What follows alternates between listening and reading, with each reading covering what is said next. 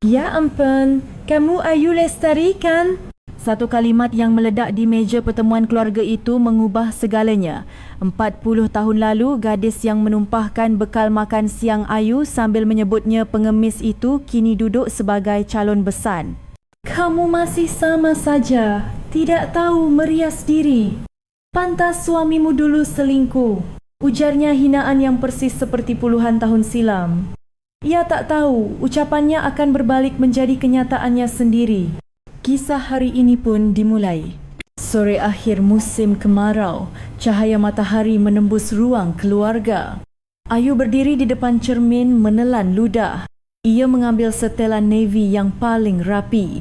Mama, sudah! Nisa, putrinya, mengintip dari pintu. Gaun lilac sederhana membuat wajahnya tampak semekar bunga. Cantik sekali anak mama. Ayu tersenyum menahan gelombang cemas.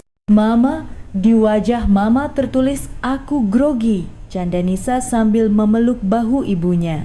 Jangan terlalu khawatir, kata Raka orang tuanya baik. Tambahnya, Ayu merapikan lipit rok. Kalau mereka tahu kita keluarga sederhana, mama takut kamu dianggap tak selevel. Mama, ini zaman sekarang. Kalau mereka tipe yang menilai begitu, aku juga tak akan menjalin hubungan. Nisa menatap tegas, justru menenangkan. Begitu memasuki restoran Nusantara Fine Dining di Menteng Kayu Jati, wewangian rempah jantung Ayu serasa jatuh. Lorong menuju ruang VIP terasa seperti jalur berduri. Saat pintu dibuka, Raka berdiri cepat. Nisa, tante, selamat datang. Macetnya gimana? Suaranya ceria memecah tegang. Selamat siang Pak Bu, sapa Nisa sopan pada orang tua Raka. Ayu ikut menunduk. Perkenalkan, saya Ayu Lestari. Saat itulah perempuan anggun dengan kebaya sutra dan kalung mutiara mengangkat wajah. Kilau kain mahalnya memantul dingin. Ayu menegang. Ya Tuhan, kamu Ayu Lestari kan? Alumni SMA 5 Jakarta? Perempuan itu berdiri, suaranya melengking. Darah Ayu berdesir, memantik ingatan kelas tua yang pengap. Tawa mengejek, perut kosong. Melati Kurniawan. Ayu memaksa suaranya keluar, kedua tangannya mengepal hingga memutih. Kalian saling kenal? Tanya Nisa. Kenal baik sekali. Melati tersenyum miring. Dulu sahabat karib, ya Ayu? Raka menyadari dinginnya tatapan sang ibu dan lekas mempersilakan duduk. Baru saja sumpit terangkat, Melati melempar pancingan. Dengar-dengar kamu menikah lagi Ayu, suami sekarang kerja apa? Kok hari penting begini tak hadir? Sedang ada urusan luar negeri, jawab Ayu, gelas bergetar di jemarinya. Wah, hebat. Terus mantan suamimu kenapa cerai? Aku ingat kabarnya dia selingkuh ya? Udara merosot beberapa derajat. Nisa memerah, Raka gelisah. Ibu, Raka menahan. Aku salah apa? Kan calon besan perlu saling tahu. Lagi pula, perempuan harus pintar merawat diri. Kalau tidak, ya begitu nasibnya. Melati menilai dari ujung rambut sampai ujung sepatu Ayu, lalu melirik kebayanya sendiri. Nisa hendak bangkit. Maaf Bu, itu berlebihan. Nisa, Ayu menahan putrinya dengan tatapan. Sabar. Jujur saja, Nisa, Melati memicingkan mata. Kamu kecilnya susah kan? Cocok gak sih sama lingkungan Raka?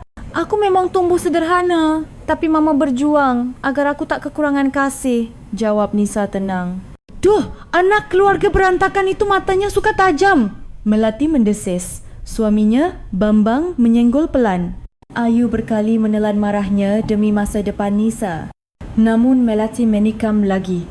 Kamu sekarang tinggal tetap di rumah sendiri kan? Bukan kontrakan sempit bau lembab seperti dulu? Kilatan hujan 1983 menelan ruang. Lonceng sekolah, bangku kayu, seragam lusuh. Tahun 1983, SMA Negeri 5 Jakarta. Matahari memantul dari jendela berdebu. Di bangku paling belakang, Ayu menatap laci kosong. Tak ada nasi kotak. Semalam ayah mabuk pulang, ibu menangis. Lihat deh. Ayu Lestari gak bawa bekal lagi. Suara Melati memecah kerumunan. Ia mengangkat bekal pink berisi perkedel, melambai ke arah Ayu. Kok tiap hari puasa? Di rumah berasnya habis ya? Tawa meledak. Perut Ayu berkeruyuk, wajahnya di balik buku. Oi, kamu pengemis ya? Aku bukan, suara nyaris tak terdengar. Kalau bukan, kau minum air keran buat makan. Kemarin aku lihat. Sorak-sorai. Melati meraih tas lusuh Ayu membalik isinya. Beberapa buku dan 2 pensil pendek. Dompet jelas nggak ada. Katanya rumahnya bedeng. Hujan bocor, angin berterbangan. Ejek Melati menyentil dagu Ayu. Dan kamu bau apek? Nggak mandi ya? Ayu memunguti penghapus kotor, menahan gemetar. Kasihan deh, mau ku beri sisa nasi? Mereka tergelak. Ayu lari ke toilet, meneguk air dingin sekuatnya. Sabar Ayu, kamu akan berhasil. Kamu akan bermartabat. Sepulang sekolah, ia menahan lapar di perpustakaan, menekuni matematika sampai larut. Di depan warung, Melati dan gengnya makan seblak, menyorongkan tusukan cilok ke bawah hidung Ayu. Ia berjalan cepat, air mata panas tak sempat diseka. Jangan menangis, itu kemenangan mereka. 5 tahun kemudian, 23 tahun Ayu menikah tergesa hanya demi lepas dari kemiskinan. Nyatanya, kontrakan Kumal justru jadi neraka baru. Uang, hari ini aku kalah main kartu, bentak suaminya Joko. Tidak ada. Uang susu Nisa saja kurang.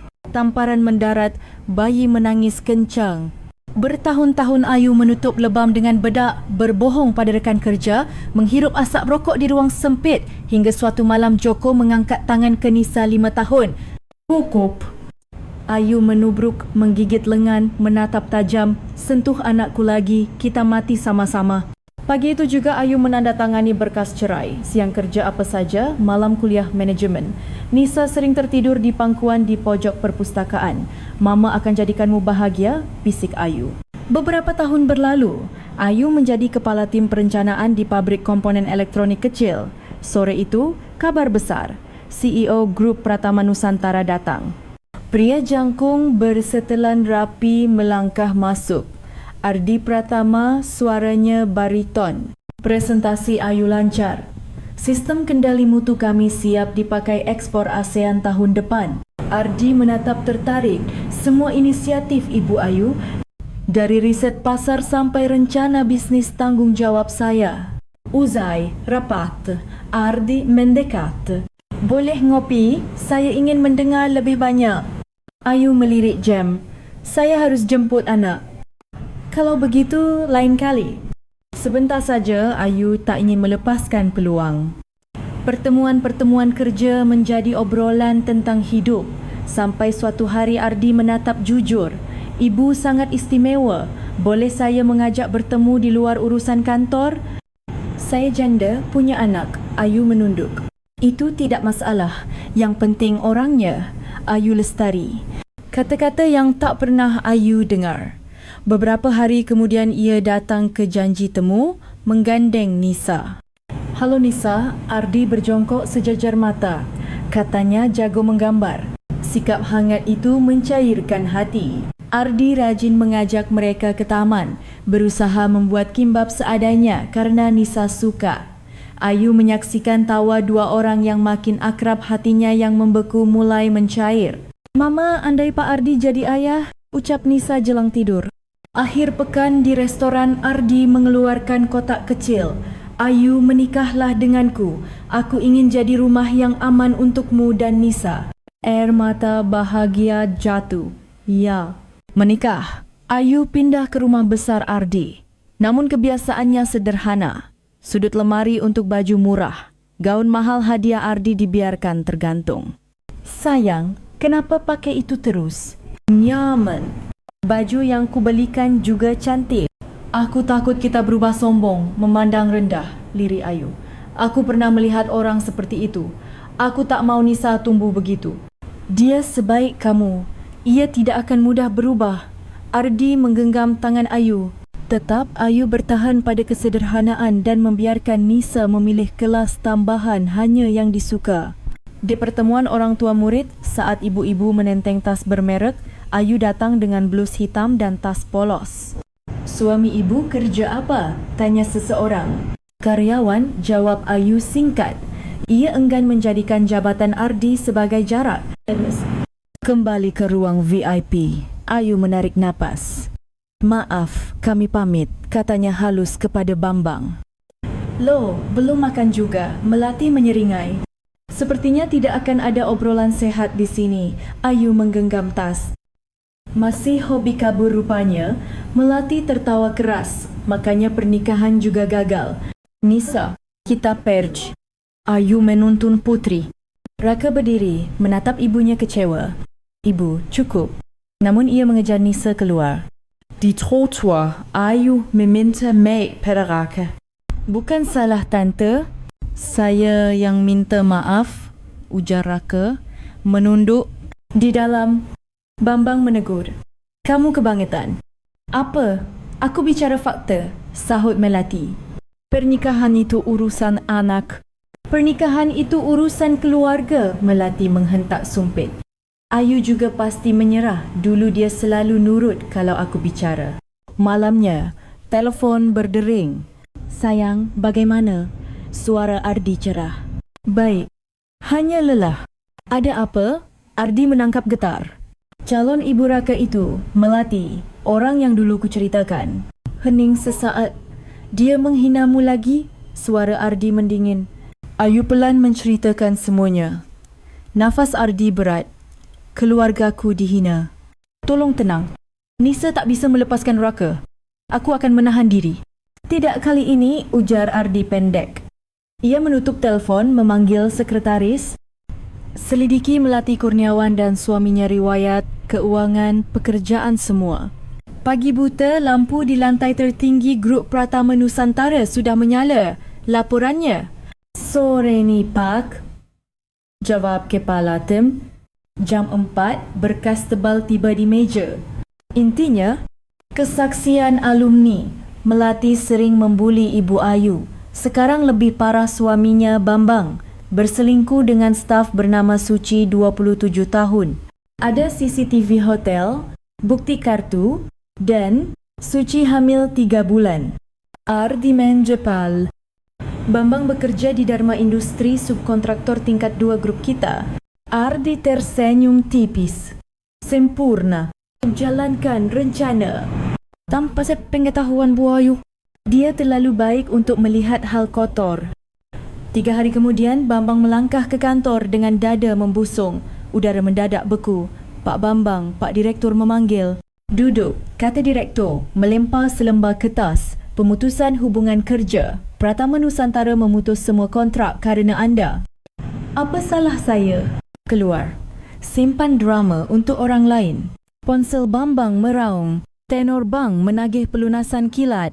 SMS memblokir kartu. Di saat sama, Melati selesai yoga di kebun sirih, bisik-bisik menggunting telinga. Suaminya dipecat loh. Omong kosong, Melati mendesis. Suamiku satu kantor. Katanya pagi ini, seseorang menukas. Melati pulang. Tertegun oleh kotak paket besar di depan pintu. Di dalamnya foto berhamburan. Bambang memeluk perempuan muda di lobi hotel, nota restoran, cetak rekening, hasil tes kehamilan atas nama Suci 27 tahun, hamil 3 bulan. Pintu terbuka, Bambang masuk. Melati melempar segepok foto. Ini apa ha? Dan kamu dipecat.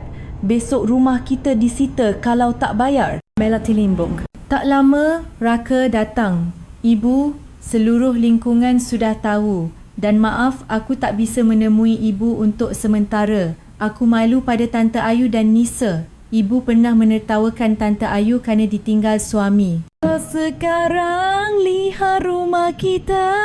Untuk pertama kali, Melati menatap dirinya. Kata-katanya menikam balik jantungnya sendiri. Pintu tertutup keras. Stiker sita merah menempel di gerbang. Melati rubuh, meraung. Semua sesuai rencana. Lapor kepala tim pada Ardi. Suami, anak, harta nama semua lepas. Ardi bersandar.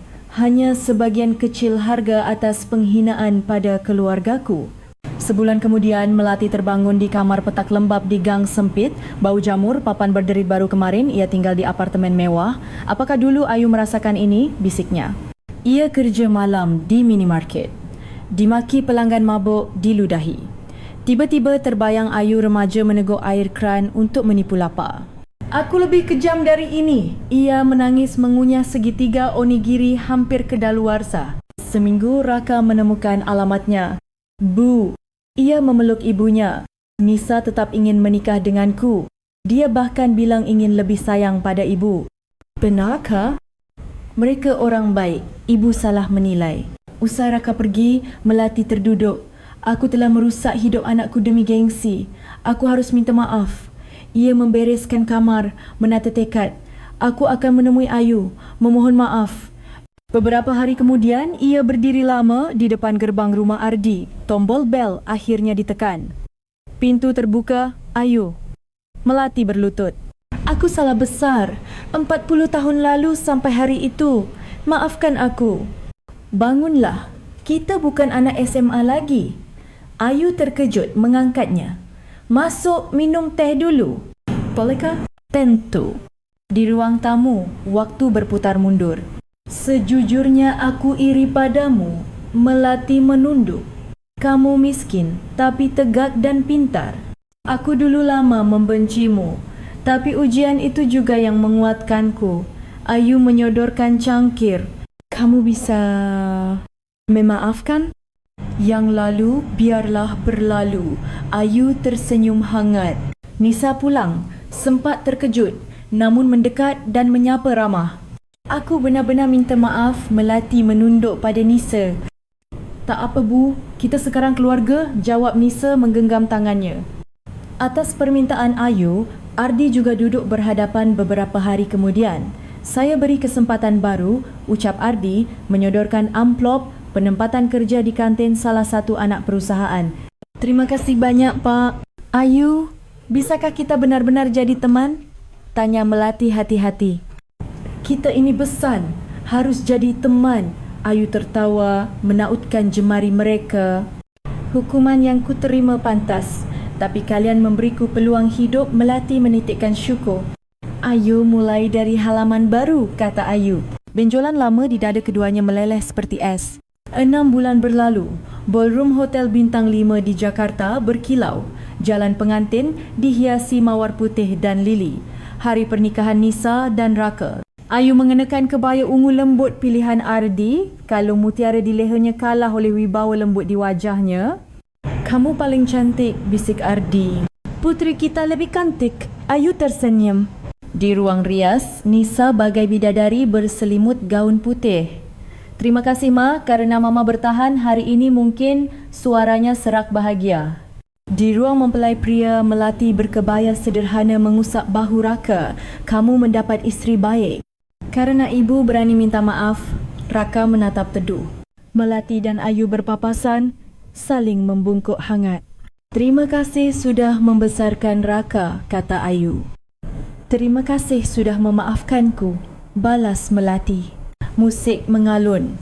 Ardi menuntun Nisa menyusuri karpet putih. Terima kasih ayah, bisik Nisa. Anak paling cantik sedunia, wajar kalau ayah bangga. Ardi menggenggam lebih erat. Di altar, Raka terpana menatap Nisa. Senyum mereka menyala. Di resepsi, Ardi memegang mikrofon. Hari ini, aku melepas putri yang paling kucintai dan dapat seorang putra. Tepuk tangan bergemuruh. Dan kebahagiaan ini kuserahkan juga untuk isteriku, Ayu Lestari. Ayu mengangguk, menitikkan air mata syukur. Ayu dan Melati duduk berdampingan menatap anak-anak yang berbahagia.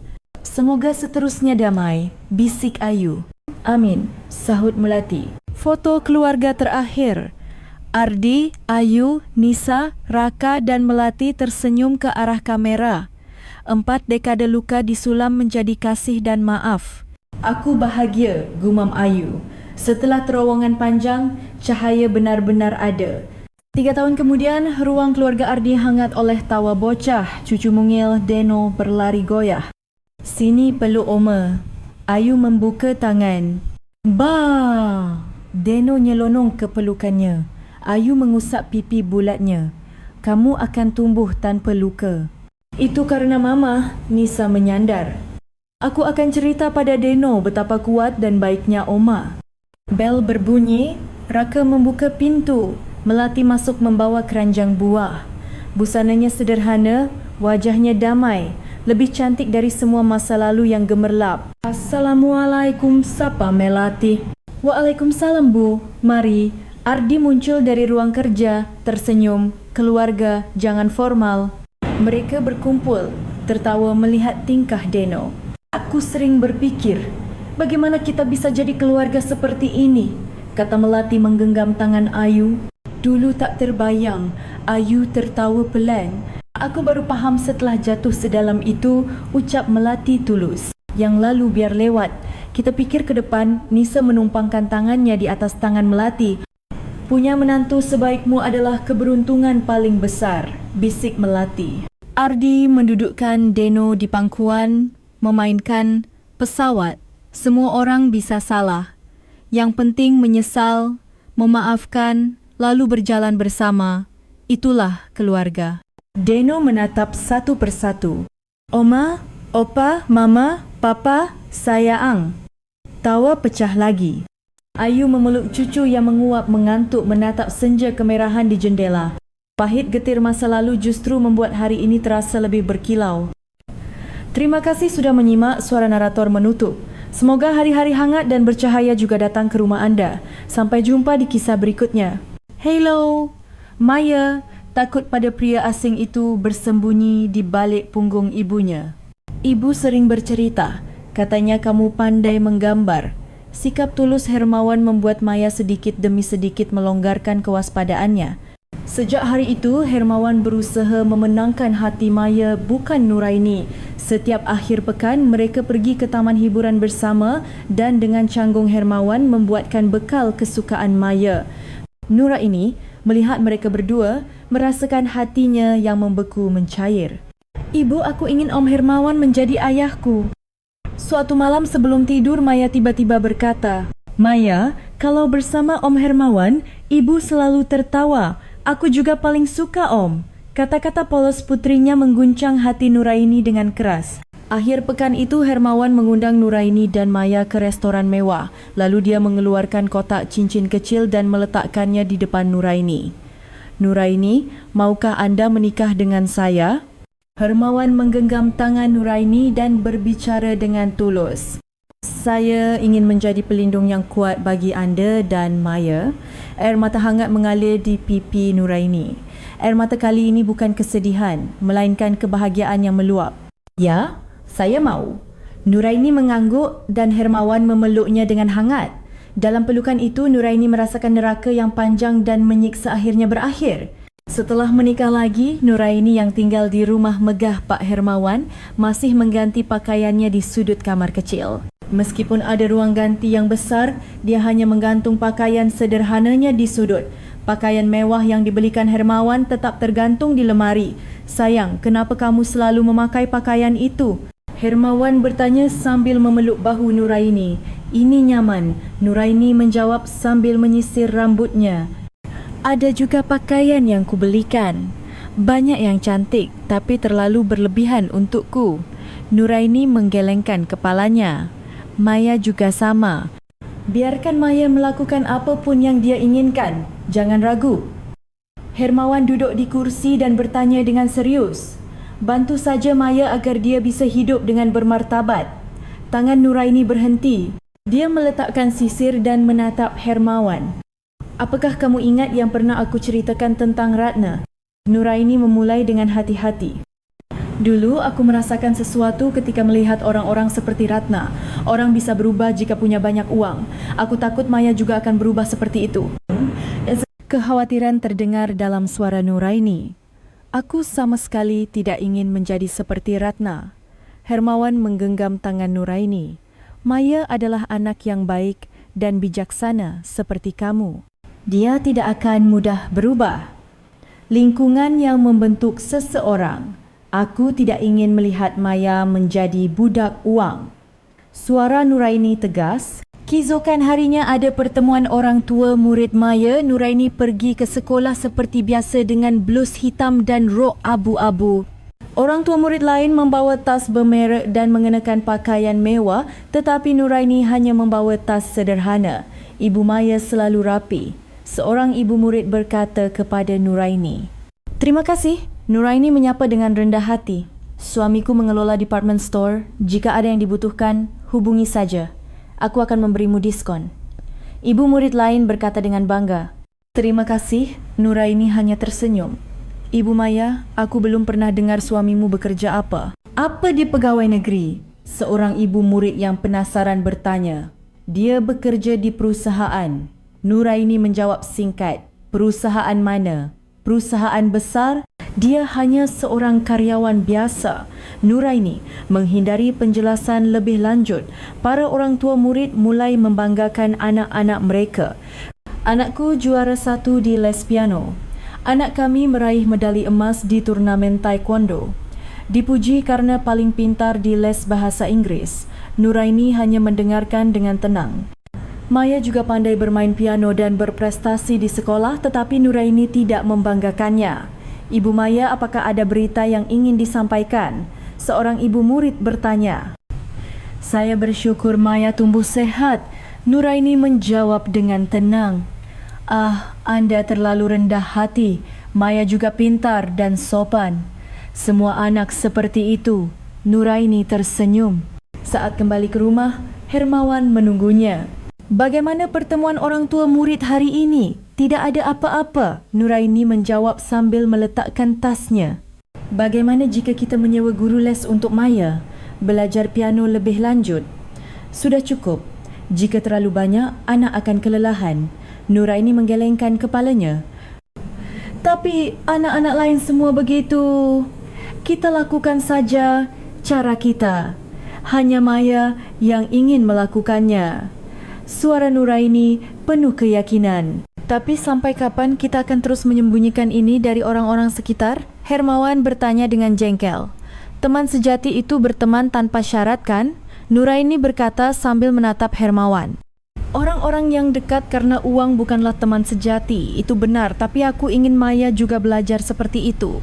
Aku ingin dia memiliki mata untuk melihat hati sejati seseorang. Hermawan mengangguk mendengar perkataan Nuraini. Perkataanmu benar. Tapi kadang-kadang kamu juga bisa bangga, kan? Kebanggaan itu adalah pola pikir, bukan pakaian atau uang. Nuraini tersenyum. Itu yang saya pelajari. Bahwa martabat sejati datang dari kerendahan hati. Hermawan menatap Nuraini dengan kagum. Dia berpikir bahwa bertemu istri seperti ini adalah keberuntungan terbesarnya. Larut malam, Nuraini mengintip kamar Maya. Melihat putrinya yang tertidur pulas membuat hatinya hangat. Dia bertekad untuk membesarkan anak ini menjadi seseorang yang tahu arti kemanusiaan sejati, tanpa luka, hanya dengan limpahan cinta. Begitulah 40 tahun terakhir berlalu seperti kilat dalam benak Nuraini. Pada saat itu di depan matanya, Ratna mengetuk meja Nuraini dan berkata, memikirkan apa begitu dalam. Nuraini tidak bisa menahannya lagi. Dia mendorong kursinya ke belakang dan perlahan berdiri. Wajahnya pucat, tetapi tatapannya tenang. Maaf, kami permisi dulu. Nuraini menatap Pak Budi suami Ratna dan memberi hormat dengan sopan. Oh, sudah mau pergi? Makanannya juga belum habis. Ratna berkata dengan ekspresi pura-pura terkejut. Ya, sepertinya sudah tidak ada lagi percakapan yang normal. Nuraini menjawab sambil mengangkat tasnya. Masih sama saja ya.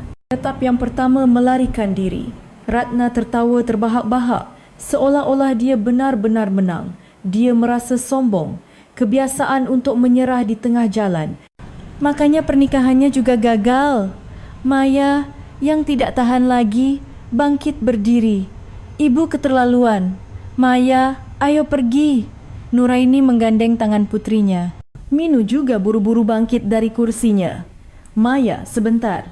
Minu mengikuti Maya. Hei Minu, mau kemana? Ratna berteriak, tetapi Minu tidak menoleh.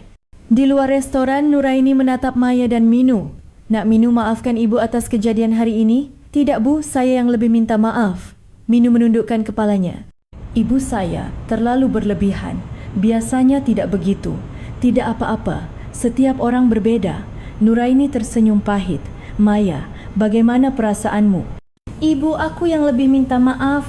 Minu, mari kita bicara lagi nanti. Maya menggenggam erat tangan Minu. Maaf Maya. Minu berkata dengan mata berkaca-kaca. Sementara itu, di dalam restoran, Pak Budi menatap isterinya.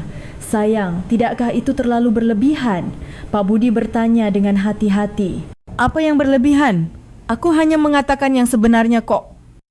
Ratna mengangkat bahunya dan menjawab. Tetapi mengatakan hal seperti itu kepada calon besan menjadi besan dengan keluarga seperti itu, Ratna mendengus. Wanita yang sudah bercerai dan kau tahu betapa miskinnya keluarga mereka. Kenapa Minu kita harus pergi ke keluarga seperti itu? Itu masalah yang harus diputuskan anak-anak. Pak Budi menghela napas. Kau terlalu polos. Pernikahan itu antar keluarga. Ratna meletakkan sumpitnya dengan keras dan berteriak. Lagi pula, Nuraini juga pasti sudah menyerah. Dulu, dia selalu patuh padaku. Saat kembali ke rumah, Nuraini ambruk di sofa. Rasanya seluruh tenaganya terkuras. Rasa malu 40 tahun lalu hidup kembali. Ponselnya berdering. Telepon dari Hermawan. Sayang, bagaimana pertemuan keluarga? Lancar? Maaf, tidak bisa ikut. Suara ceria Hermawan terdengar. Ah, tidak apa-apa. Nuraini menjawab dengan lesu. Kenapa suaramu begitu? Ada apa? Kekhawatiran terdengar dalam suara Hermawan. Tidak apa-apa. Hanya sedikit lelah. Benar-benar tidak apa-apa. Ada yang aneh. Hermawan terus mendesak. Nuraini ragu-ragu sejenak, lalu akhirnya membuka mulut. Sebenarnya, Ibu Minu adalah teman SMA-ku. Oh, kalau begitu bagus dong. Pasti senang bertemu lagi. Ratna, pernah ku bilang kan? Suara Nuraini bergetar. Apa? Ratna? Aku tahu betapa menderita dirimu karena wanita itu. Suara Hermawan menjadi dingin. Dia selalu mengejek dan meremehkanku karena kemiskinan. Nuraini dengan susah payah melanjutkan. Hari ini juga begitu. Apa? Dia membicarakan tentang perceraianku dan suami pertamaku. Suara Nuraini semakin mengecil. Apa yang dikatakan? Kemarahan terdengar dalam suara Hermawan. Dia benar-benar meremehkanku di depan Maya. Katakan padaku persis apa yang dia katakan. Hermawan meninggikan suaranya. Nuraini menceritakan satu persatu kejadian hari itu. Kata-kata Ratna, ekspresi mengejeknya, bahkan bagaimana Maya bingung. Semuanya dia ceritakan wanita gila itu. Hermawan mengepalkan tinjunya dan berteriak. Dia menghina keluargaku seperti itu. Sayang, tenanglah. Maya tidak akan bisa melepaskan Minu. Aku harus menanggungnya. Nuraini mencoba menenangkan Hermawan. Menanggung tidak bisa seperti ini.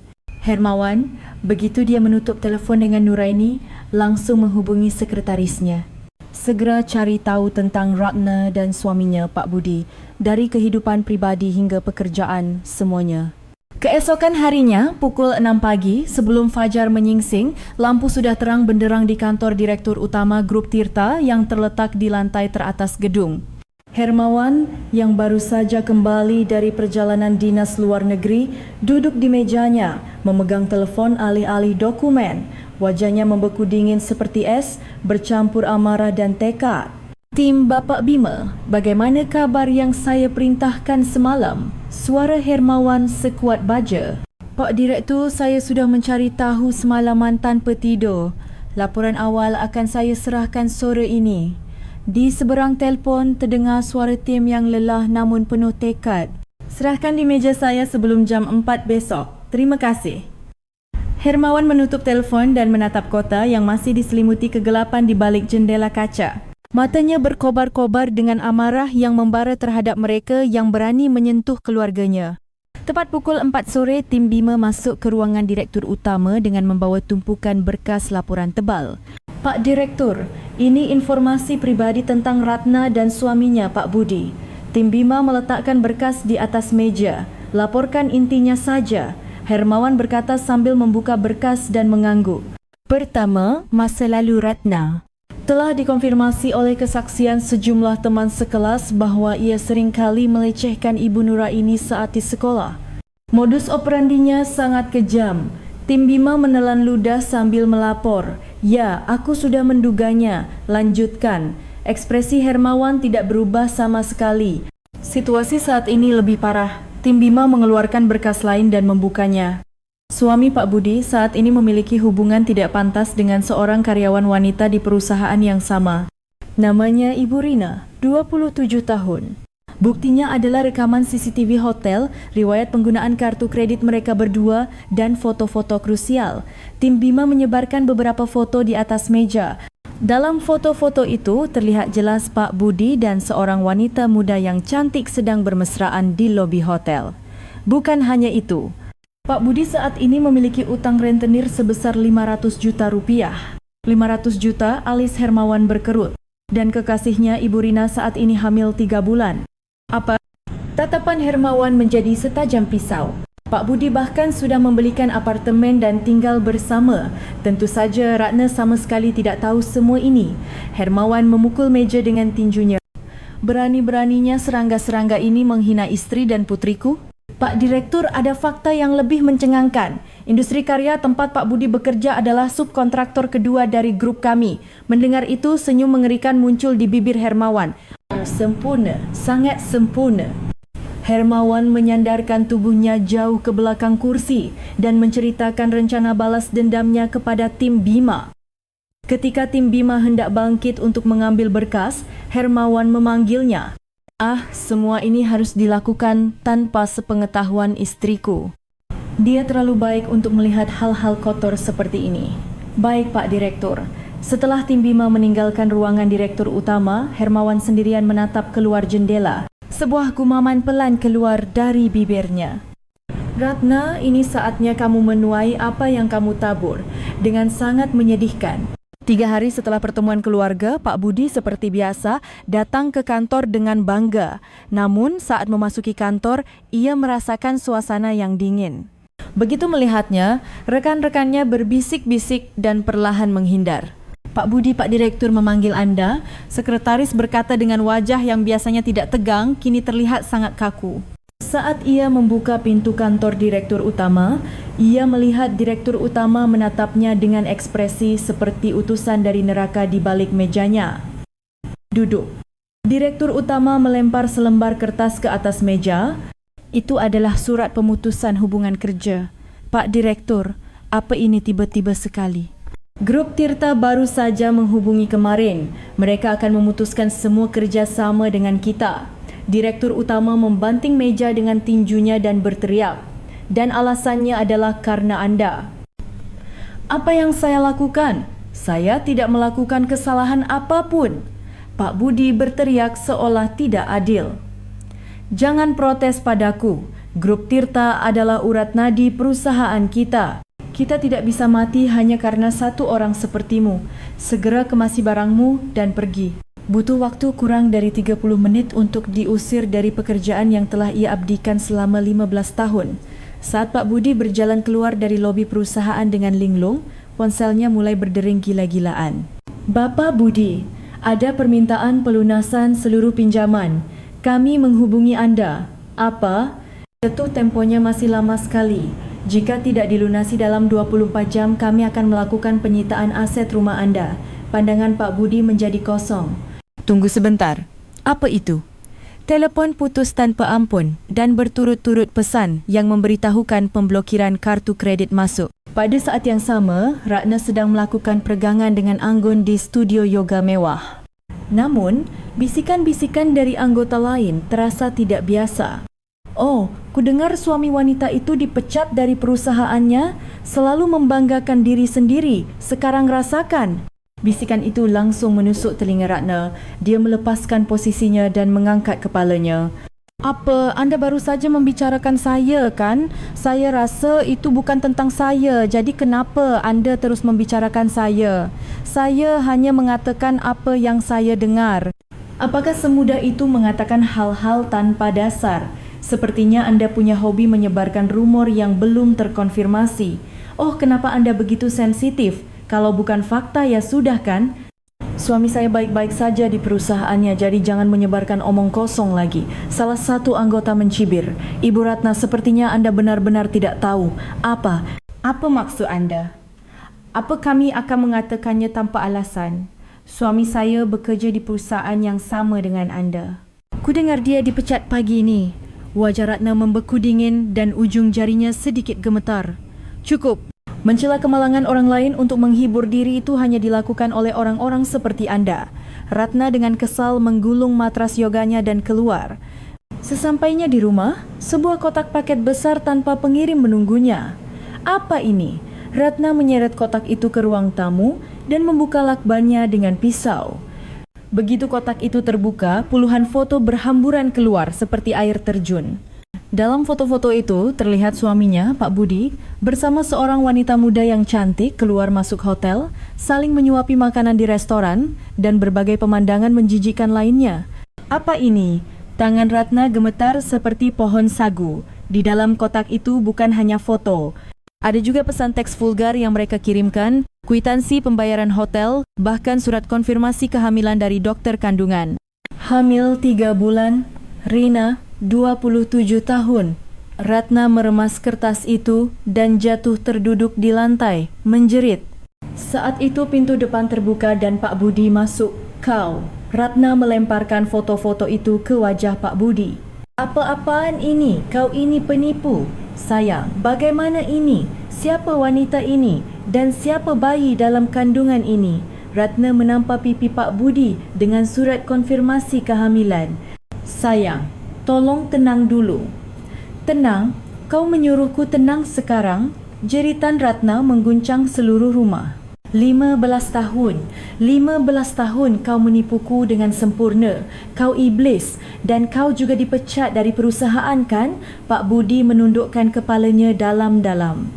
Jawab, apa yang akan terjadi pada kita sekarang? Katanya kalau pinjaman tidak bisa dilunasi besok, rumah ini akan dilelang. Apa? Ratna pingsan di tempat. Beberapa saat kemudian, bel pintu berbunyi dan Ratna dengan rambut acak-acakan membuka pintu. Itu adalah putranya, Minu. Ibu, ada apa ini? Minu berteriak seolah tak percaya. Sudah menyebar ke seluruh lingkungan. Katanya ayah selingkuh dan terlilit hutang. Ibu, minta maaf pada Ibu Maya. Aku tidak bisa menatap wajah Maya. Minu, apa kesalahan ibu? Masih tidak tahu apa kesalahanmu. Ibu mengejek Ibu Nuraini karena suaminya selingkuh dan meninggalkan rumah, dan sekarang rumah kita persis seperti itu. Mendengar teriakan marah Minu, Ratna untuk pertama kalinya merenungkan masa lalunya. Suamiku selingkuh dan meninggalkanmu? Kata-kata tajam yang pernah dia ucapkan kepada Nuraini kini menjadi bumerang dan tepat menusuk hatinya. Malu. Aku tidak punya muka untuk bertemu Maya. Jangan cari aku untuk sementara waktu. Minu membanting pintu dan pergi. Sendirian di ruang tamu yang kosong, Ratna menatap keluar jendela. Orang-orang dari pengadilan menempelkan stiker penyitaan berwarna merah di gerbang. Ratna jatuh terduduk di lantai dan meraung seperti binatang buas. Pada saat itu, di ruang Direktur Utama Grup Tirta, Hermawan tersenyum dingin sambil menerima laporan dari tim Bima. Pak Direktur, sesuai rencana, Ratna telah hancur total. Suami, putra, harta, kehormatan, semuanya hilang. Pak Budi kabarnya menghilang bersama kekasihnya, Ibu Rina, setelah hari itu. Hermawan menyandarkan punggungnya dalam-dalam di kursi dan berkata, baru sekarang dia sedikit membayar harga atas penghinaan terhadap keluargaku. Dan sebulan kemudian, Ratna terbangun di kamar sempit di daerah kumuh yang tidak terkena sinar matahari. Bau apek yang menyengat dan lantai kayu yang berderit seolah mengejek keadaannya. Hanya sebulan yang lalu, dia tinggal di apartemen mewah di Jakarta. Apakah Nuraini juga merasakan hal yang sama? Ratna menghela napas sambil melangkah ke lantai yang dingin. Air mata hangat mengalir di pipinya yang berkerut. Pukul 5 pagi, Ratna bangun untuk kerja paruh waktu malam di minimarket. Penampilannya di cermin sangat mengejutkan. Kulit kusam, mata cekung tak bernyawa dan jaket lusuh adalah gambaran jelas dari seorang miskin. Sesampainya di minimarket, shift siang mengeluh terang-terangan saat serah terima. Ibu, kemarin pelanggan lagi-lagi komplain. Kenapa lama sekali hitung-hitungannya? Sadarlah sedikit. Maaf, saya masih belum terbiasa dengan pekerjaannya. Ratna membungkuk 90 derajat dan meminta maaf. Beberapa jam kemudian, seorang pria mabuk masuk dan membuat keributan. "Hei ibu, kenapa sebotol soju ini mahal sekali? Bapa ini harga standar. Apa kau tahu apa-apa sampai menipu saya?" Pria mabuk itu meludah ke wajah Ratna sambil mengeluarkan kata-kata kasar. Seketika, kejahatannya sendiri kepada Nuraini di kelas 40 tahun lalu terlintas di benaknya seperti panorama. Aku melakukan hal yang lebih buruk dari ini kepada Nuraini." Ratna berdiri terpaku di tempat, tidak bisa berkata apa-apa. Saat makan siang, Ratna mengganjal perutnya dengan onigiri yang hampir kedaluarsa. Saat dia menggigitnya, gambaran Nuraini yang mengisi perutnya dengan air keran karena tidak membawa bekal di masa lalu terlintas di benaknya dan membuatnya tercekat. Betapa laparnya dia, betapa sedihnya dia. Ratna sambil memegang onigiri, terisak dan menangis. Seminggu kemudian, putranya Minu akhirnya menemukan Ratna di kamar sempitnya. Melihat kondisi ibunya yang menyedihkan dan tak sanggup ditatap, Minu kehilangan kata-kata. "Ibu," Minu memeluk Ratna dan menangis seperti anak kecil. "Minu, tidak apa-apa. Ibu benar-benar baik-baik saja." Ratna menepuk punggung putranya dan berusaha tersenyum. "Ibu, Maya bilang dia tidak akan membatalkan pernikahan meskipun dia tahu keluarga kita jadi seperti ini." Minu berkata sambil menyeka air matanya. "Justru dia lebih mengkhawatirkan ibu." "Benarkah?" Maya bilang. "Ibu Minu pasti juga punya luka di hatinya. Aku ingin lebih baik padanya." Minu melanjutkan sambil terisak. Ibu salah. Mereka adalah orang-orang yang berhati jauh lebih besar dari kita. Ibu tidak seharusnya meremehkan mereka." Pada saat itu, hati Ratna runtuh. "Aku melakukan hal yang lebih buruk dari binatang." Ratna jatuh terduduk di lantai dan menangis meraung-raung. "Aku salah. Aku yang salah semua." Setelah berpisah dengan Minu, Ratna terhuyung-huyung menaiki tangga perkampungan kumuh. Saat dia masuk ke dalam kamar sempit, pintu yang berderit tertutup dan keheningan gelap menyelimutinya. Dia melemparkan dirinya ke atas kasur lusuh dan menatap langit-langit dengan kosong, lalu menutup wajahnya dengan kedua tangan. Yang meluap di dadanya hanyalah penyesalan dan cercaan diri. "Bagaimana aku bisa begitu?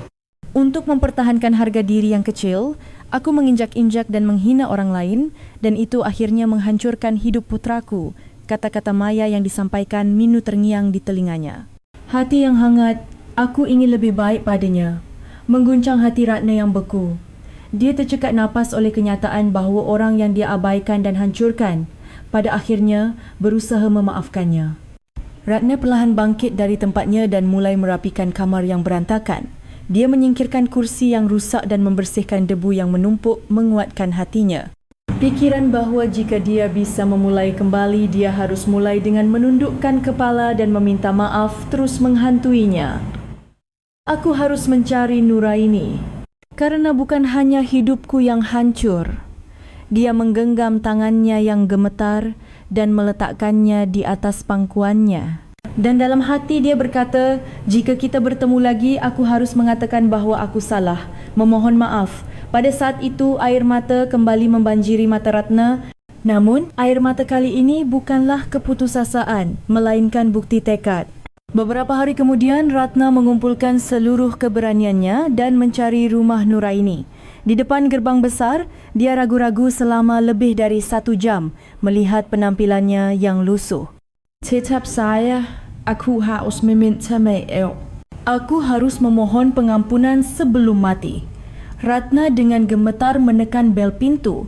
Pintu terbuka dan Nuraini muncul. Melihat Ratna yang benar-benar berbeda, Nuraini sangat terkejut. Nuraini. Ratna berlutut di tempat. "Aku telah melakukan dosa besar. Aku benar-benar minta maaf atas semua yang kulakukan padamu 40 tahun lalu." Ratna terisak dan tersungkur di kaki Nuraini. "Ratna, apa yang kau lakukan? Cepat bangun." Nuraini terkejut dan membantu Ratna berdiri. "Kita sudah tidak pantas seperti itu lagi kan? Ayo masuk dulu kita minum teh." Ratna mengangkat wajahnya yang berlinang air mata. "Bolehkah aku?" "Tentu saja, masuklah." Nuraini menggandeng tangan Ratna dan membawanya masuk. Duduk berhadapan di ruang tamu, kedua wanita itu melangkah mundur 40 tahun. Jujur saja, aku iri padamu, Ratna mengaku sambil menundukkan kepalanya. Meskipun miskin, kamu selalu berani dan pandai belajar. Aku merasa cemburu padamu. Aku membencimu selama 40 tahun. Nuraini berkata dengan tenang sambil menyerahkan cangkir teh hangat.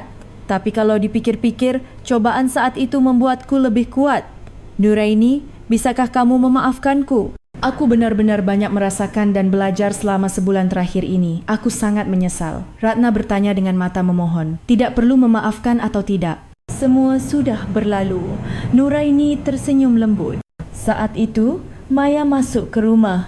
Dia sedikit terkejut melihat Ratna tetapi kemudian mendekat dan menyapa dengan hangat. Ibu, selamat siang. Maya, aku benar-benar minta maaf. Ratna kembali menundukkan kepalanya di depan Maya. Tidak apa-apa, Ibu. Sekarang semuanya baik-baik saja. Maya berkata sambil menggenggam tangan Ratna. Sekarang kita kan satu keluarga. Air mata hangat kembali mengalir dari mata Ratna. Beberapa hari kemudian, atas permintaan Nuraini, Hermawan juga duduk berhadapan dengan Ratna. Saya akan memberikan Anda kesempatan untuk memulai kembali. Hermawan menyerahkan amplop berkas kepada Ratna. Saya sudah mengatur agar Anda bisa bekerja di restoran anak perusahaan grup kami. Pak Direktur, terima kasih banyak. Ratna menundukkan kepalanya sambil berlinang air mata. Nuraini, bisakah kita benar-benar menjadi teman sekarang? Ratna bertanya dengan hati-hati. Kita kan sekarang besan, tentu saja kita harus berteman. Nuraini tersenyum lebar dan menggenggam tangan Ratna. Hukuman yang kuterima sudah selayaknya. Tapi berkat pengampunan kalian, aku mendapatkan kekuatan untuk hidup kembali. Ratna mengungkapkan rasa terima kasihnya yang tulus. Sekarang lupakan masa lalu dan mari kita mulai yang baru. Kata-kata hangat Nuraini membuat semua beban yang terpendam selama 40 tahun di antara mereka berdua lenyap. Kedua wanita itu duduk berdampingan dan mulai berbicara tentang persiapan pernikahan Maya yang akan datang. 6 bulan kemudian, aula pernikahan di hotel mewah di Jakarta dipenuhi cahaya yang menyilaukan. Di bawah ribuan lampu kristal, jalan pelaminan yang dihiasi mawar putih dan bunga lili terbentang tak berujung. Hari ini adalah pernikahan Maya dan Minu. Nuraini menyambut para tamu mengenakan kebaya ungu muda elegan yang dipilih langsung oleh Hermawan. Kalung mutiara yang diberikan Hermawan bersinar lembut di lehernya, tetapi di hadapan martabat yang terpancar dari wajahnya, itu hanyalah hiasan kecil. Sayang, hari ini kamu benar-benar yang tercantik di dunia. Hermawan berbisik sambil menggenggam erat tangan Nuraini. Putri kita lebih cantik. Nuraini menjawab dengan senyum bahagia. Di ruang pengantin, Maya mengenakan gaun pengantin putih bersih, tampak seperti malaikat. Putriku benar-benar cantik. Nuraini memeluk bahu putrinya sambil menahan emosi yang meluap-luap. Ibu, terima kasih. Karena ibu bertahan dengan tabah, aku bisa menghadapi hari bahagia ini. Maya menggenggam tangan ibunya dan matanya berkaca-kaca. Rasanya aku bisa mengatasi kesulitan apapun karena aku putri ibu. Mata Nuraini juga berlinang air mata. Sudah dewasa putriku. Kedua ibu dan anak itu saling berpelukan tanpa kata. Di ruang tunggu pengantin pria, Ratna berdiri di samping Minu dengan kebaya rapi. Minu, kamu benar-benar mendapatkan istri yang baik. Ratna berkata sambil menepuk bahu putranya. Ibu, terima kasih karena keberanian ibu untuk meminta maaf dengan tulus, kita bisa berada di sini. Minu berkata sambil menatap ibunya. Maya benar-benar anak yang baik. Dia bahkan membela ibu. Ratna berkata dengan mata berkaca-kaca.